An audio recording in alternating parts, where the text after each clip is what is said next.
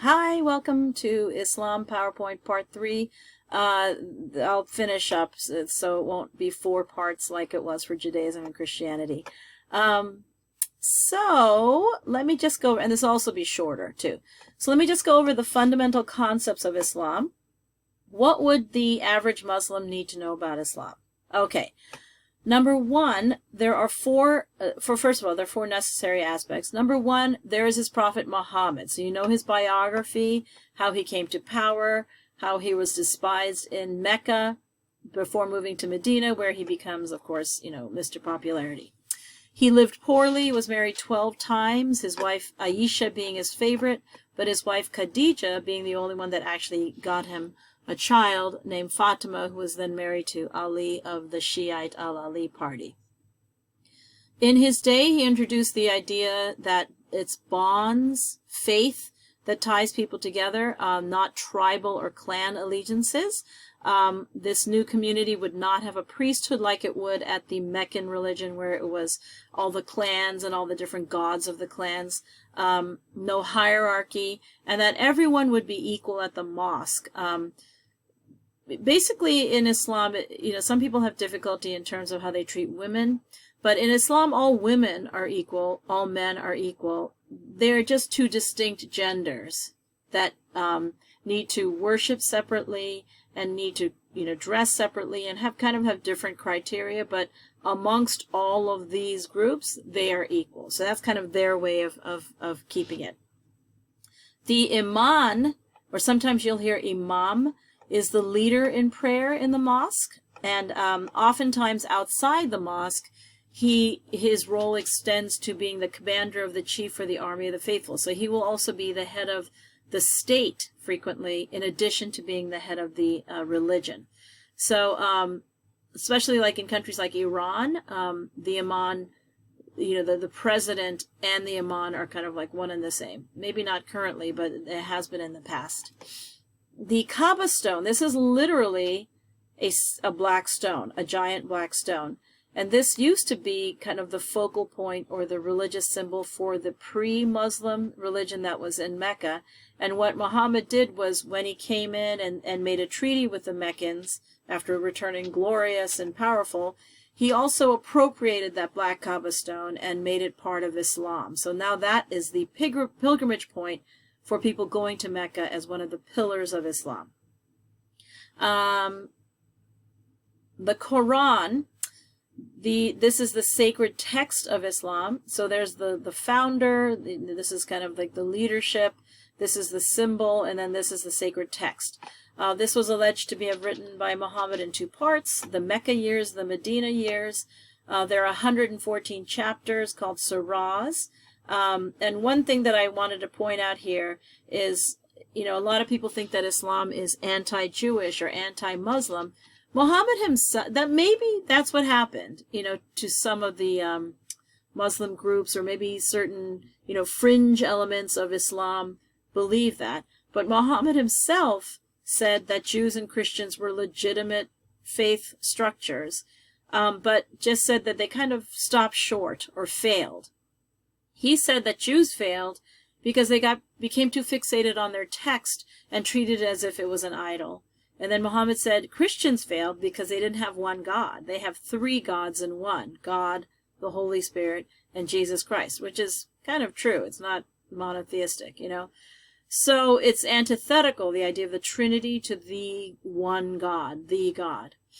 But basically what he saw Judaism and Christianity as were like chapter 1 and 2 of a book, where Judaism is chapter 1, introduces the notion of this Western or historical Godhead.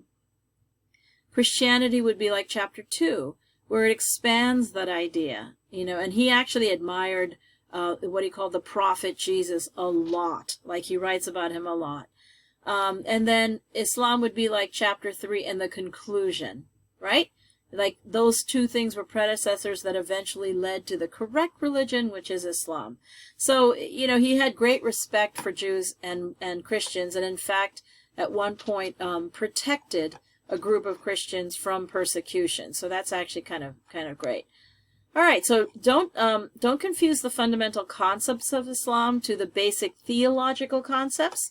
There's a lot to read here, but essentially, the Godhead is Allah, or the origin of that is Allahu, which means the God in Arabic. So the God, not a God, the God. The notion of creation, this world is basically good. It's our duty to maintain the goodness of this world, and then if we do, they do keep that notion of kind of a heaven or a paradise, and our soul will live forever in this paradise.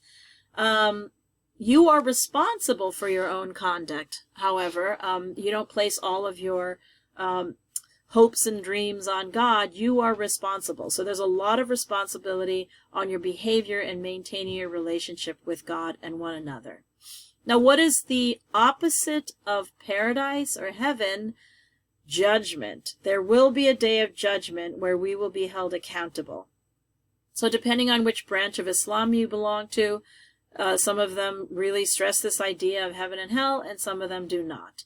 Just like in every Western religions, some of them are pretty scary, some of them are not. Social teachings, love thy neighbor. There is food regulations, very similar to kosher foods in Judaism. It must be considered halal, which are acceptable foods permitted under Islamic law. So things like pork and its byproducts, animals slaughtered in the name of anyone but Allah, carnivorous animals, birds of prey. This is very similar to Judaism. Animals without external ears. These are all forbidden. Blood, alcohol should be forbidden. And all seafood is halal too. So food regulations kind of similar to kosher, but some of them are slightly different. Regarding economic regulations, everyone should be provided for, and that's actually part of the 5 pillars of Islam. So really, really important that you give to the poor. Women, like I said before, all women are equal, all men are equal. They just have to remain separate. Why? Because we don't want to, one of the things that Muhammad was addressing was just the chaos within society, the infighting and chaos. And so this was his kind of solution, is separate so that there will not be chaos. There will not be temptation. There will not be, fighting or jealousy or any of that stuff. So it's out of basically protecting women. There are very specific cases for polygamy in terms of relationships between men and women. When a wife cannot have children, or in a situation of war where many of the young men are being killed and you kind of need to replenish the supply. However, Muhammad said, if you can't love and respect all your wives equally, which is pretty much impossible, then you should just be monogamous. Okay? Race relations. Everyone in Islam is equal if you are Muslim. Now, when Jews and Christians lived in the Muslim state, Muhammad is actually kind of brilliant. He did this tax on non-Muslims called the jizya, which was a 2.5% tax on people who were not Muslims. So they had to pay more taxes than the Muslims living in the Islamic State. So obviously a lot of people said, well, I don't want to pay for that. I think I'm going to convert. So yeah, everyone is equal in Islam. Okay, so when do you practice the use of force? I think Novak has a really good discussion about this. So when you read the Novak book, the primary texts, he has quite a bit of quotes from this, which I probably will use. So, keep your head up and make sure that you read that Novak information.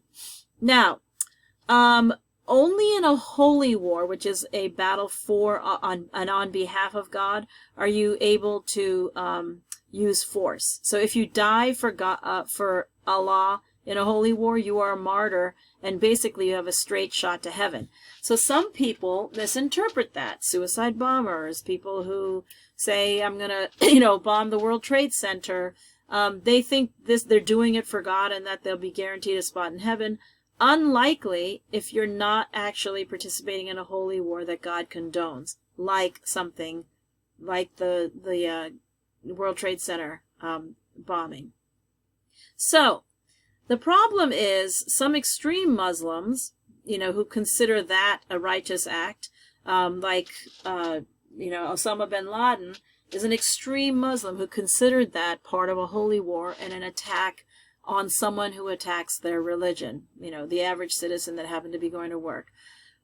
This is an extreme idea of the holy war, and they perceive every kind of political or cultural action as attacks on Islam, and then will hold nations or cultures or peoples responsible, and then they will use that as an excuse for a holy war. 99.99999% of Muslims do not believe this. They do not see this notion of a holy war in this way. It's only those extremist groups. Okay? Now, how is it almost impossible for you to participate in a holy war? Muhammad distinguishes between the greater jihad and the lesser jihad. There's a notion of the jihad, who is an enemy in Islam. The greater jihad is the enemy within yourself. Pride, jealousy, insecurity, depression, anxiety, all of these things are your greater jihad. The lesser jihad, that's the enemy within yourself. The lesser jihad is the enemy outside yourself, i.e., your neighbor, other nations, people who are at war. What Muhammad said is you have to defeat the enemy within yourself, the greater jihad, before you even think about attacking the enemy outside yourself. So really, you basically should never be going to war. You should always be fixing yourself. Because is anyone going to ever get rid of anxiety, greed, insecurity, pride, jealousy, etc.? Are you ever going to get rid of that? No. Which means, Muhammad said, you work on yourself all the time. Make yourself a better person. Make yourself be someone who's concerned with the welfare of other people. And then only when you are perfect can you then attack the enemy outside yourself. So essentially, Muhammad made it a kind of like a no-brainer. You can never go to war because you will always be at war with yourself. So defeat the greater jihad before you even think about the lesser jihad. So extremist groups have kind of flipped that on its head, and they are wrong. Okay? Then the last thing I wanted to show are the 5 pillars of Islam, which are 5 things that every Muslim should do. So these are actual acts. These are things you need to do. One of the videos I showed you was how to do the 5 pillars of Islam, or in terms of the prayer, which they do 5 times a day. And I would really encourage you to do that. Like actually get up physically and try to do it. Just to see what the average Muslim has to do every single day, 5 times a day, facing the east, facing towards Mecca, right? So I encourage you to do that, and that is actually one of the assignments. I'm not going to go over these because I think they're pretty self-explanatory. You got to recite the creed, you got to pray 5 times a day, and here's the picture to the right of a woman doing prayer. You say Allahu Akbar, which is God is most great, and then in addition to actually a number of names of God. Then you have to do almsgiving, which means give 2.5% of your salary. Ramadan is a month where you fast from sunup to sundown. And then every person, this is not mandatory, but every Muslim should try to go to Mecca at least once, and that's in Saudi Arabia, in the city of Mecca, and then gain access to the Black Kaaba stone. All right? So hopefully that's a good understanding of the PowerPoint. I really encourage you to do all the Houston Smith reading, the Novak reading, the Life of Muhammad, the different assignments, the Sunni versus Shiites video. So just make sure you do all of that, and you should be all set. Okay, good luck, and thanks for watching all of these long and boring videos. Okay, bye.